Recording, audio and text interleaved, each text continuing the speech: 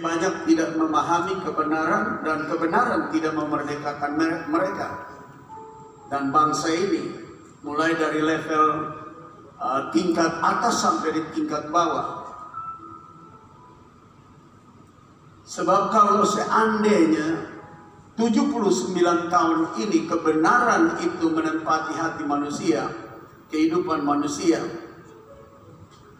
maka kebenaran itu membuat orang tidak korupsi,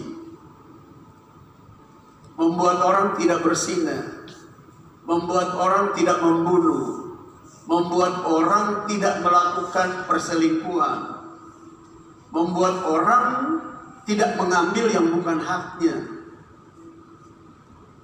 Dan yang kita lihat 79 tahun merdeka ini korupsi makin tinggi. Berarti boleh 79 tahun merdeka, tapi ternyata kebenaran belum memerdekakan orang. Mulai dari tingkat elit sampai di tingkat bawah. Semua oknum-oknum penuh dengan korupsi, koruptor. Kita lihat oknum-oknum yang ada di dalam 79 tahun merdeka ini belum merdeka. Karena mereka masih hidup dalam perselingkuhan. Mereka masih hidup dalam pelacuran. Mereka masih hidup dalam percabulan dan perzinahan. Mereka masih menggunakan uang mereka untuk membunuh orang, mematikan orang, membinasakan orang. Firman Allah berkata, kalau ada kebenaran, kebenaran itu akan memerdekakan kita. 79 tahun kita telah masuk dalam kemerdekaan, berjalan dalam kemerdekaan, tapi perilaku dan tingkah laku oknum dalam bangsa ini atau banyak dari bangsa ini melakukan hal-hal yang tidak membuktikan bahwa mereka telah merdeka. Dan saya pikir di dalam gereja Tuhan harus kita memahami bahwa dunia sekarang yang kita ada di dalamnya ini teriakan merdeka, merdeka, merdeka, boleh merdeka dari penjajah Belanda, tapi belum merdeka dari dosa. Belum merdeka dari kehidupan yang kotor dan najis. Kita berteriak merdeka, merdeka, gereja juga ikut berteriak merdeka. Tapi ini menjadi satu evaluasi penting. Benarkah kita sudah merdeka?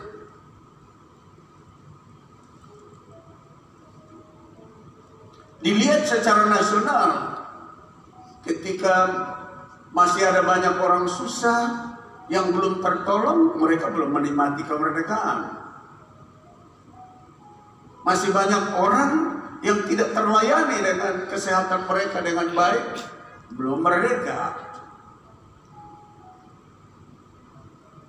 Kalau masih ada orang yang tinggal di gubuk, belum merdeka. Kalau masih ada kelompok orang di bangsa ini yang masih berteriak makan besok, makan malam masih dipersoalkan pada siang hari ini, berarti belum menikmati apa itu merdeka. Seandainya bangsa ini yang sudah 79 tahun merdeka mengetahui kebenaran, memahami kebenaran, maka tidak ada keputusan pengadilan yang membela orang yang bersalah, merampas tanah orang yang tidak memiliki hak untuk memilikinya. Kan sekarang terjadi begitu. Orang punya sertifikat, orang yang punya sertifikat kalah dengan orang yang tidak punya sertifikat. Belum merdeka dalam keputusan pengadilan. Kenapa belum merdeka? Karena belum ada kebenaran. Orang yang membunuh dibebaskan, orang yang tidak membunuh dihukum. Anda bisa nonton televisi beberapa bulan terakhir ini mengenai Vina yang dibunuh di mana? Anda nonton tidak? Ya, akhirnya orang-orang yang dipenjarakan seumur hidup dibebaskan karena ternyata kehidupan dalam 79 tahun merdeka ini, orang yang ada di dalam kemerdekaan ini tidak ada kebenaran. Jadi ini kebenaran yang ada ini, kemerdekaan yang ada ini betul-betul kemerdekaan bebas dari Belanda, tapi bukan bebas dari moral yang terikat dengan dosa, perilaku yang terikat dengan dosa. kehidupan yang terikat dengan dosa, sehingga kebenaran tidak menuntun mereka, sehingga mereka tidak melakukan kebenaran. Firman Allah berkata kalau kebenaran ada, kemerdekaan kita sejati. Sampai Anda nonton di televisi itu, orang yang menjadi saksi mengatakan bahwa kematian daripada Vina itu, yang mereka bilang di pengadilan sampai orang dihukum seumur hidup itu, dia berani sumpah pocong tuh, bahwa dia omong kosong itu tidak benar. Tapi sudah diputuskan hukuman seumur hidup lagi. Jadi negeri ini merdeka, tapi otak daripada oknum-oknum di negara ini belum merdeka. Dari tingkat atas sampai di bawah belum merdeka, sehingga membuat keputusan-keputusan yang tidak membuktikan kebenaran.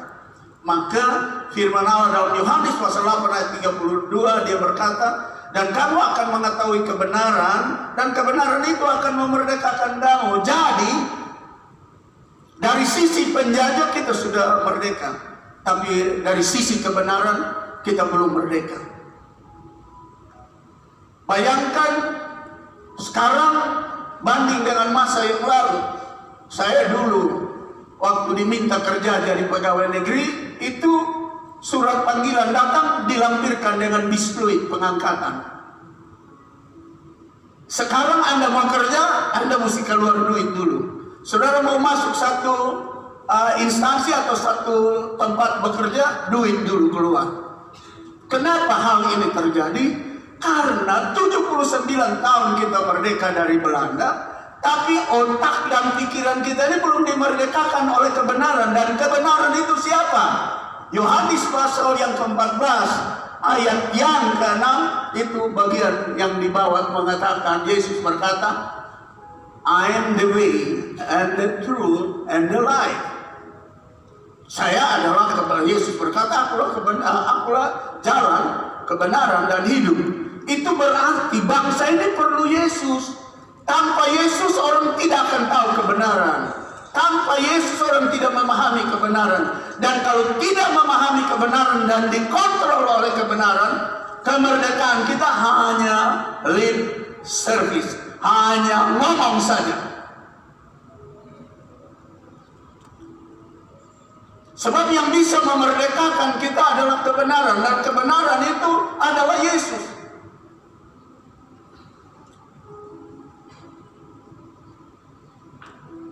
Tidak ada nabi, tidak ada pemimpin agama di dunia yang berani berkata, akulah jalan, kebenaran dan hidup.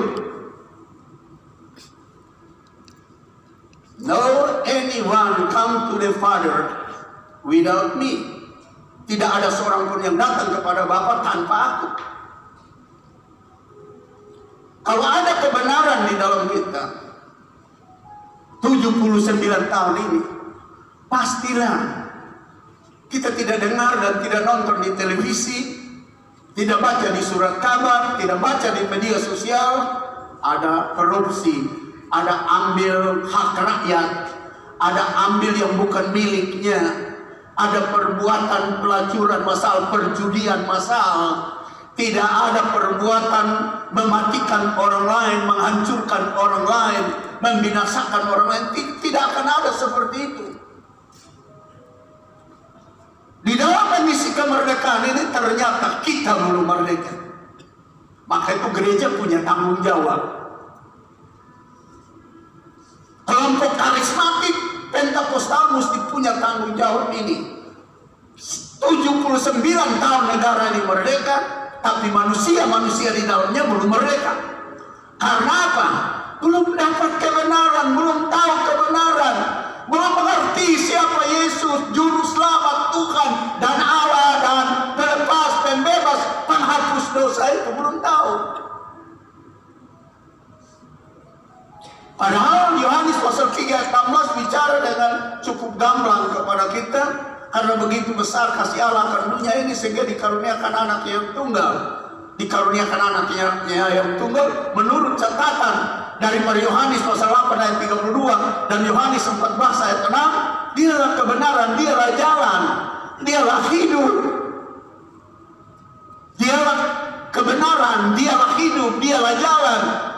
Dan kebenaran itu yang memerdekakan setiap orang. Baru merdekanya sempurna. Ketika tidak ada itu, kita boleh berteriak 79 tahun kita merdeka, tapi dari Belanda, bukan dari setan dan iblis yang sedang menguasai bangsa ini, sehingga terjadi perbuatan-perbuatan yang sangat memalukan. Bukan saja di level rakyat, tapi dari level atas ke bawah, menunjukkan kepada kita tidak ada kebenaran.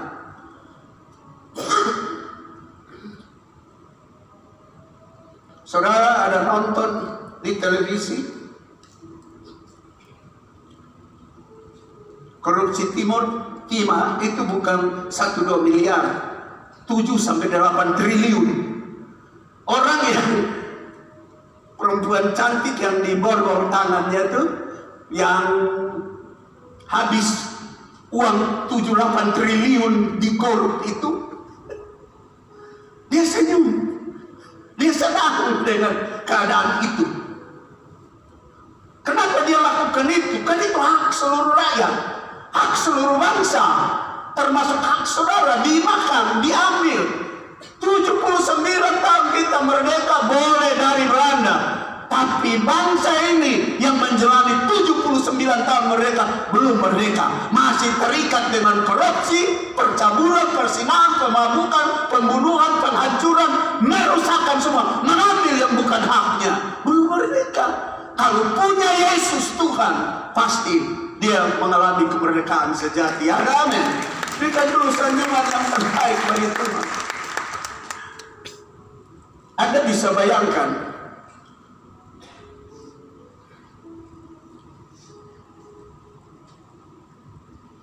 makanan yang satu piring ada sepotong daging babi di dalamnya, bilang haram. Harga berapa ya? Tidak sampai 20.000 kan? Tapi korupsi triliun tidak haram. Anda lihat inikah kegiatan mengisi kemerdekaan? Kenapa ini terjadi? Orang tidak memiliki Yesus. Yesus sajalah yang memberi kepada kita kebenaran nurani yang benar, sehingga kita tahu apa itu perbuatan kotor, apa itu perbuatan tidak manusiawi, apa itu perbuatan yang melukai seluruh bangsa dan orang-orang di sekeliling kita. Nasi yang hanya ada satu potong daging babi dibilang haram. Saya mesti ulang lagi satu kali. Kita punya kebaktian ini seluruh dunia ikut, dengar bangsa Indonesia dengar, karena ini online, semua dengar. Tapi korupsi bertriliun-triliun tidak haram. Coba bayangkan itu. Nasi yang ada sepotong daging yang haram, harga 20.000 dibilang haram. Tapi selingkuh dengan banyak perempuan tidak haram. Selingkuh dengan banyak laki-laki tidak haram. Mengambil hak janda baru yatim piatu orang miskin punya beras raskin tidak haram.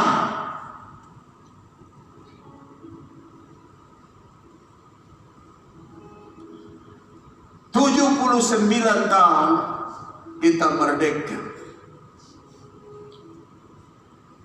Kalau tidak ada kebenaran, dan kebenaran itu adalah Yesus Kristus.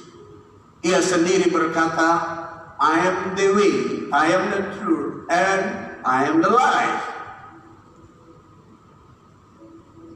Kalau tidak memiliki Yesus, bangsa ini rusak. Bangsa ini mau bikin bagaimanapun rusak. Mengisi kemerdekaan ini bukan dengan sesuatu yang baik. Mengisi kemerdekaan ini dengan perbuatan naif dan kotor. Dan gereja Tuhan dalam kelompok karismatik Pentakustal memiliki tanggung jawab yang besar. Bagaimana kita menjadi saksi di marketplace, bagaimana kita menjadi saksi di instansi di mana kita bekerja dan di kantor di mana kita bekerja, membuktikan bahwa kita memiliki kemerdekaan sejati karena ada kebenaran di dalam kita.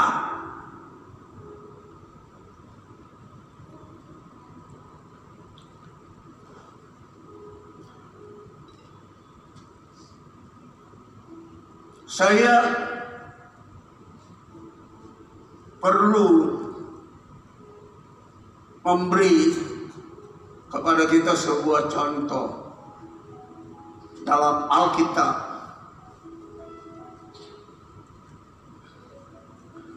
Di dalam Lukas pasal 8 ayat 35. Dan keluarlah orang-orang untuk melihat apa yang telah terjadi.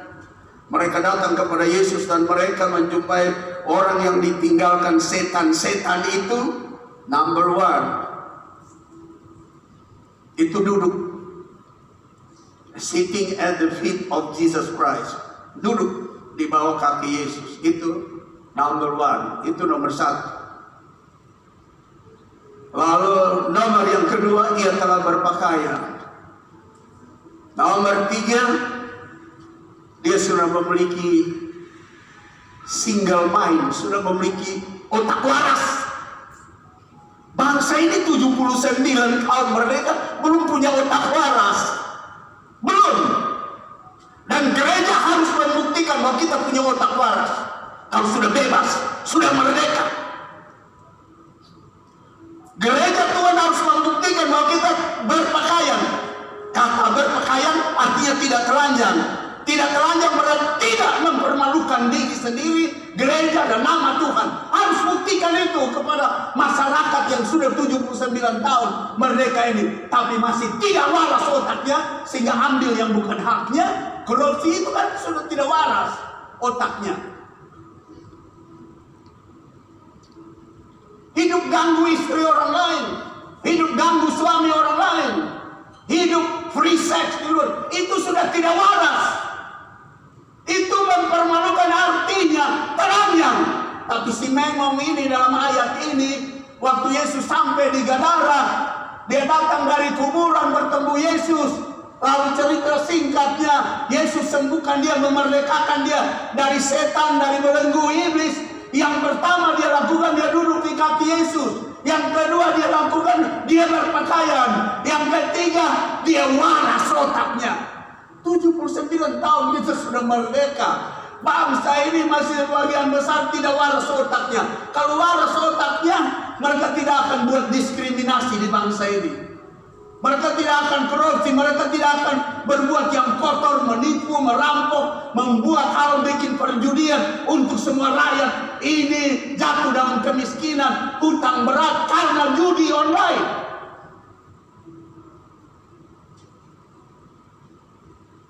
Perlu duduk di kaki Yesus.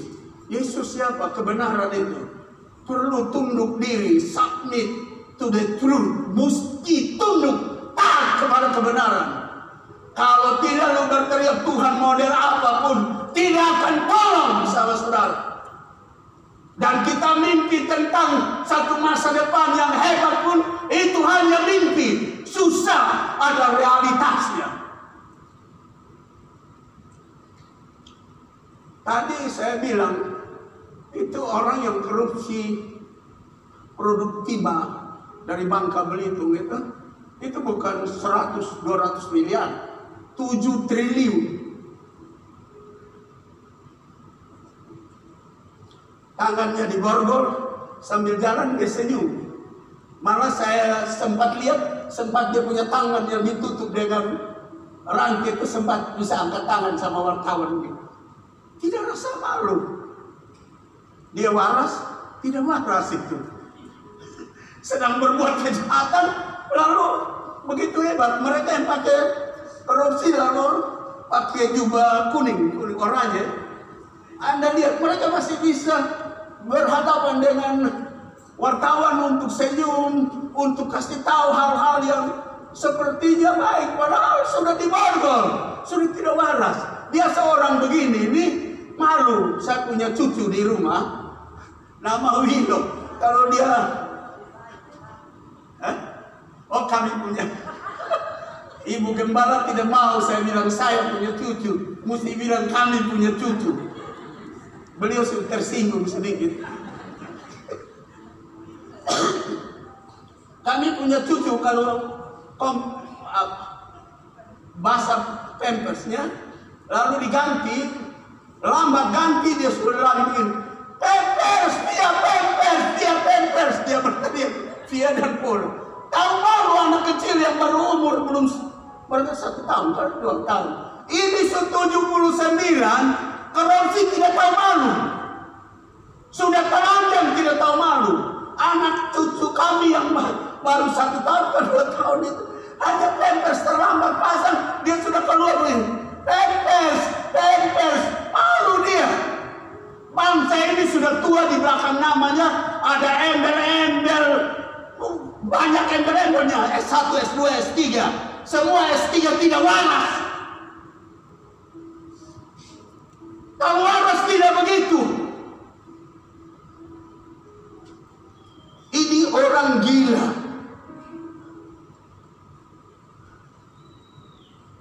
Ini orang dikuasai setan, dibebaskan. Kenapa dia berpakaian dan tidak menyatakan ketelanjangannya lagi, kebodohannya lagi? Karena dia sudah ketemu kebenaran. Dia duduk di kaki Yesus. Kenapa dia punya otak waras? Dia sudah ketemu kebenaran. Maka itu firman Allah berkata, kalau kebenaran itu ada, kemerdekaan kita baru betul. Kalau kebenaran itu belum ada, kita tidak merdeka betul.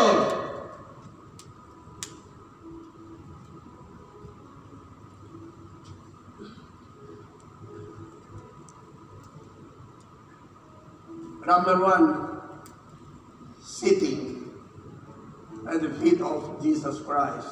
Itu perlu. Jadi, kalau kita datang di gereja, jangan berkonsep datang duduk di kursi hitam. Jangan berpikir datang duduk di dalam persekutuan beragama, persekutuan Assemblies of God, gereja sidang jemaat Allah.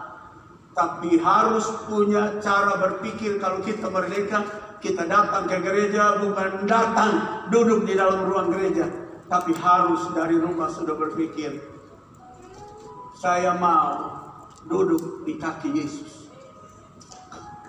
Ada, berikan dulu sanjungan terbaik begitu.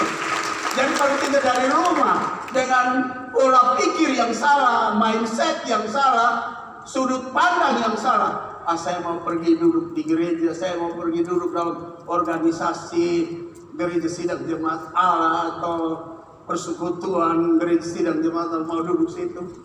Mungkin itu baik, tapi bukan terbaik. Yang terbaik adalah seperti orang gila dibebaskan, dimerdekakan ini.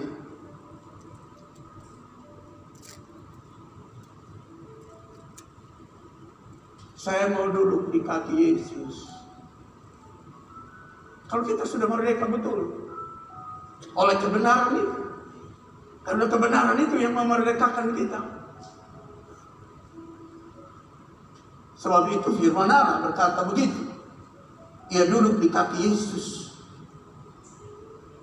He's sitting at the feet of Jesus Christ. Nah, itu sama dengan kisah Maria, Marta, Maria, dan Lazarus.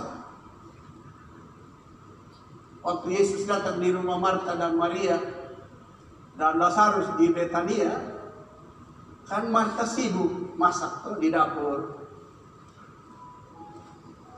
Dia sudah capek lelah di dapur. Lalu dia datang dia bilang, Tuhan, tolong suruh Maria dulu bantu saya sudah capek nih. Kan Maria duduk di kaki Yesus. Anda baca baik-baik itu cerita. Tuhan Yesus bilang, Maria, engkau terlalu sibuk dengan hal yang tidak terlalu diperlukan sekarang. Maria telah mengambil tempat yang tepat dan berharga. Duduk di kakiku.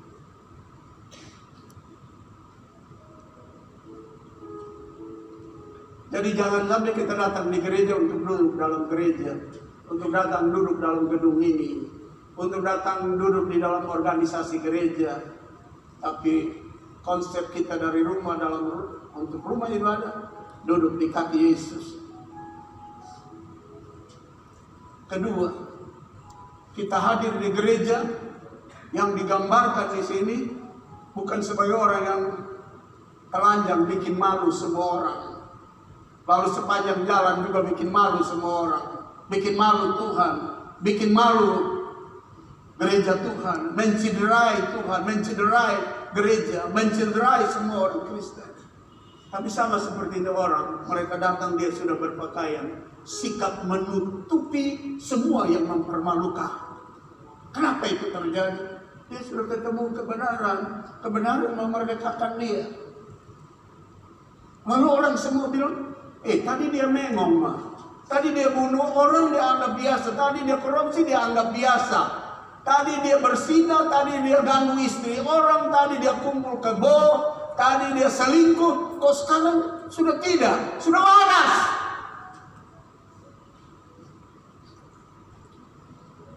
Tiga hal ini membuat kesaksian dari orang yang dibebaskan, dimerdekakan karena ketemu dengan kebenaran itu menjadi cerita sampai hari ini. Dan ini menjadi lesson learned buat kita semua. Menjadi topik penting untuk kita belajar dalam kehidupan Kristiani kita menjelang kedatangan Tuhan Yesus yang kedua kali. Saya juga mau kasih contoh lain.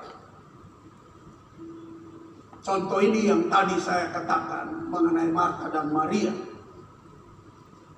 Yang berikut, dia telah berpakaian. Lukas 8 ayat 35, tetap pada bacaan ini, ia telah berpakaian.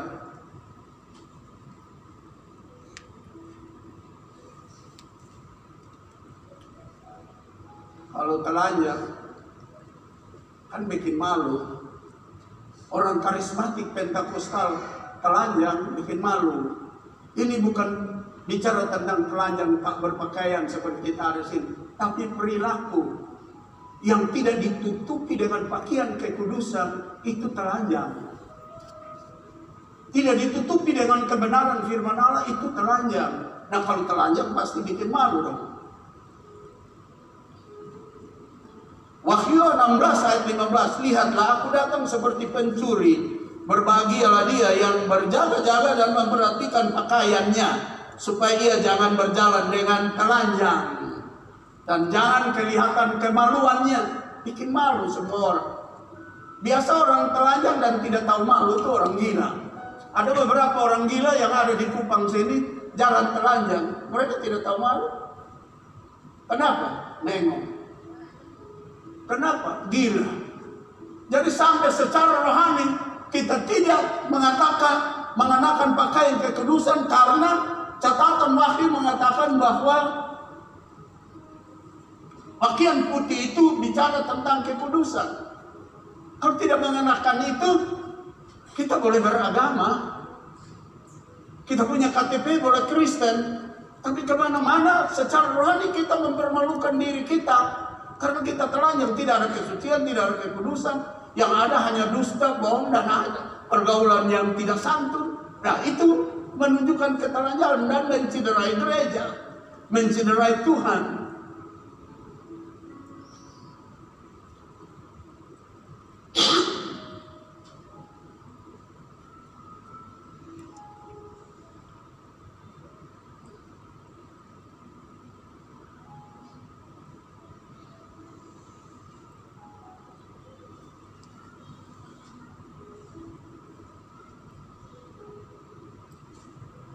Ia sudah waras. Kalimat kedua terakhir dari ayat ini, ia telah berpakaian dan sudah waras, maka takutlah mereka. Kalau orang tidak waras itu betul-betul sangat disesalkan. Manusia zaman ini sudah telanjang, tidak takut dan tidak malu. Manusia sekarang ini aneh dengan manusia tempo dulu. Sedikit aneh. Saya masih ingat dulu ya. Kalau ibu-ibu atau nona-nona pakai baju Lalu dipulrok dalam sedikit keluar, dia semua lu lari setengah mati, pilih cari tanpa sembunyi, kau herak ke sini. Dia punya BH kelihatan sedikit di luar, dia semua lu dia lari cepat. Dibikin bagaimana? Sekarang lain, BH pakai dari luar,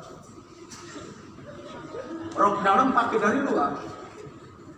Bahkan dikatakan itu mode mana tahan. Aneh. Kalau dibanding mereka dulu belum sekolah tinggi, yang paling banyak sekolah tinggi sekarang, yang modern sekarang, semua serba hebat sekarang.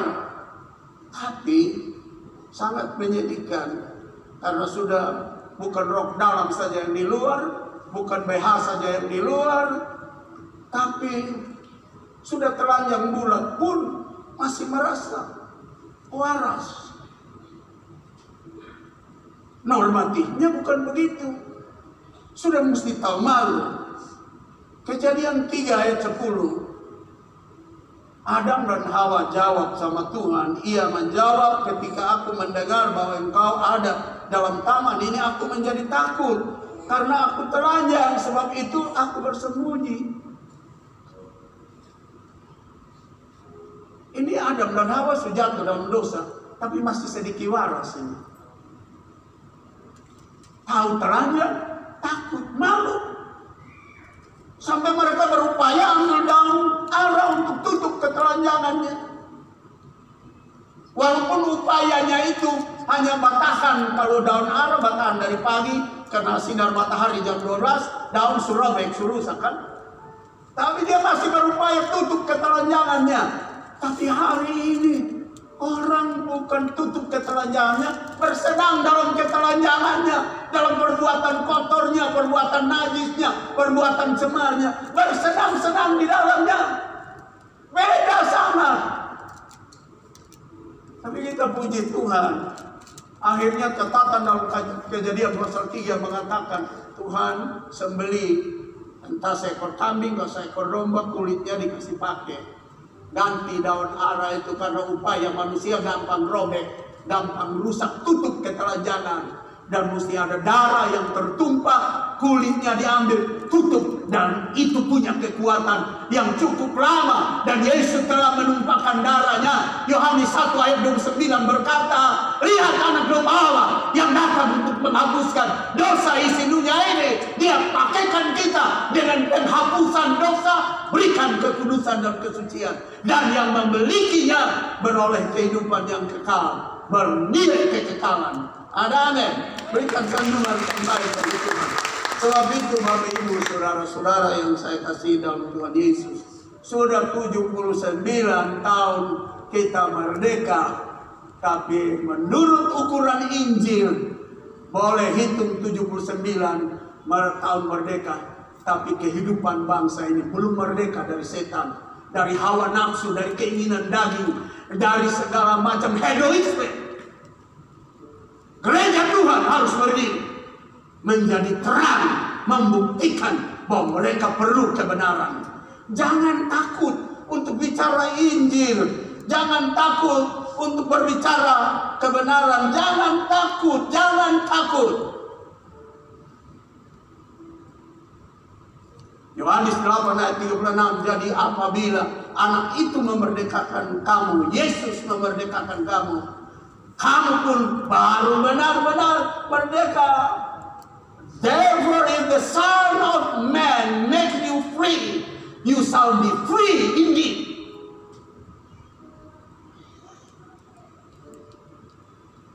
Maka itu bangsa ini perlu Yesus. Orang di marketplace perlu Yesus. Keluarga dan famili kita perlu Yesus. Jadi kalau saudara adalah kakak, bujuk saudaramu, adik-adik mau datang ke gereja, duduk di kaki Yesus. Kalau bapak mama punya anak-anak, jangan biarkan Anda datang gereja, biarkan mereka keleleran di luar sana atau main di luar sana. Jangan. Kalau pacarmu, apalagi pacarmu tidak kenal Tuhan, manusia dunia, bawa ke gereja. Sebab yang bisa memerdekakan orang dengan kemerdekaan sejati hanya anak itu, yaitu Yesus Kristus Tuhan. Dan Yesus Kristus Tuhan itu adalah firman yang hidup. John chapter 1 verse 1 to 3. In the beginning is the Word. The Word was with God, and the Word is God. Verse 14, the Word of God become flesh. Bahwa firman Allah itu sudah jadi manusia. Verse 12, ayat 12 mengatakan, seberapa banyak yang menerima firman yang telah menjadi manusia itu, mereka diberi hak. They have right to become children of God. Mereka memiliki hak menjadi anak-anak Allah. Dan kalau jadi anak-anak Allah, anak-anak kebenaran. Dan anak-anak kebenaran itu memiliki kebenaran itu, dia memiliki kemerdekaan sejati. Dan itu harus disodorkan kepada semua orang. Amin. Berikan senyuman terbaik. Mari kita bangkit berdiri.